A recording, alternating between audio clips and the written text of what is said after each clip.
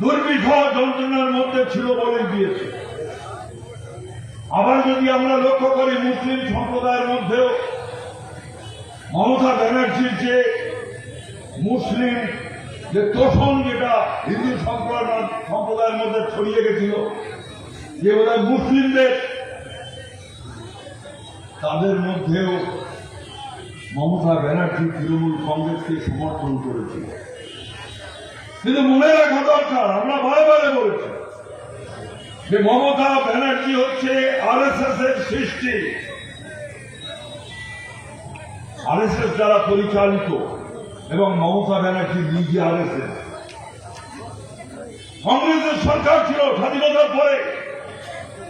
কংগ্রেসকে আমরা সাম্প্রদায়িক দল বলি না, কিন্তু কংগ্রেস আজকের এই যে অবস্থা বাবরি মসজিদ নিয়ে, তা কংগ্রেসকে ছেড়ে কথা বলা যাবে না। 1986 সালে বাবরি মসজিদে সেখানে নামাজ পড়া হতো। রাজীব গান্ধী 1986 সালে সেই বাবরি মসজিদের দরজা বন্ধ করেছিল, নামাজ পড়া বন্ধ করে দিয়েছিল। 1992 সাল নরসিংহ রাও প্রধানমন্ত্রী, কংগ্রেসের সরকার। আমার পশ্চিম বাংলায় জ্যোতি বসু সরকার, বামফ্রন্ট সরকার, আপনাদের প্রিয় মুখ্যমন্ত্রী জ্যোতি বসু বারে বারে কেন্দ্রীয় সরকারকে বলল, নরসিংহ রাওকে বলল যে খবর আছে আমার কাছে বাবরি মসজিদ ধ্বংস হবে, এবং হিন্দুত্ববাদীরা আরএসএস স্পষ্ট, তারা বাবরি মসজিদ 500 বছরের সৌধ ধ্বংস করবে।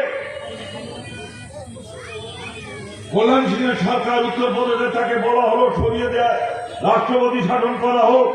আমরা রাষ্ট্রপতি শাসনের পক্ষে নই, নির্বাচিত সরকারের পক্ষে। কিন্তু জ্যোতি বসু বলল কোন উপায় নেই, ওই মসজিদ ধ্বংস হবে। নরসিংহ রাও বলল না, ওরা ফুল টুল দিয়ে বাইরে থেকে পুজো করবে। নরসিংহ রাও ঘুমিয়ে রইল। ব্ল্যাঙ্ক চেক দিয়েছিলাম আমরা যে রাষ্ট্রপতি শাসন জারি করা হোক। বাবরি মসজিদ ধ্বংস হয়ে গেল, কল্যাণ সিং পদত্যাগ করলো। আপনারা জানেন এটা কংগ্রেসও দায়ী। বাবরি মসজিদ ধ্বংসের পিছনে কংগ্রেসের মধ্যে যে কারা আরএসএস ছিল সেটা বলা যায় না, প্রমাণিত হচ্ছে এখন মমতা ব্যানার্জি। এই মমতা ব্যানার্জিকে আজকে ক্ষমতা এনেছিল এই যে জোড়া ফুল, আপনারা অনেকে শুনেছেন জোড়া ফুল একটা আঞ্চলিক দল কিভাবে পেতে পারে।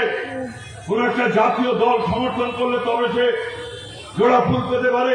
জ্যোতি বসু একটা কথা বারে বারে বলতো যে মমতা ব্যানার্জি সব অপরাধ ক্ষমা করে দেওয়া যায়, কিন্তু মমতা ব্যানার্জি খাল কেটে কুমির এনেছে পশ্চিম বাংলায় বিজেপির জন্ম দিয়েছে।